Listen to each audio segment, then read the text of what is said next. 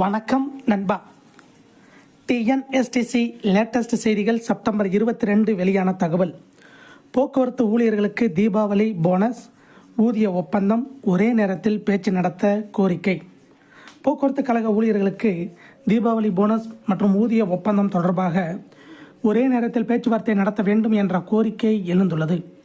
இது தொடர்பாக தமிழ்நாடு அரசு போக்குவரத்து கழக ஸ்டாப் கரப்ஷன் தொழிற்சங்க பேரவை சார்பில் போக்குவரத்து துறை அமைச்சர் மற்றும் செயலருக்கு அனுப்பப்பட்டுள்ள கடிதத்தில் கூறியிருப்பதாவது: போக்குவரத்து கழக ஊழியர்களுக்கான 15வது ஊதிய ஒப்பந்த பேச்சுவார்த்தை கடந்த மாதம் 27ஆம் தேதி தொடங்கியது.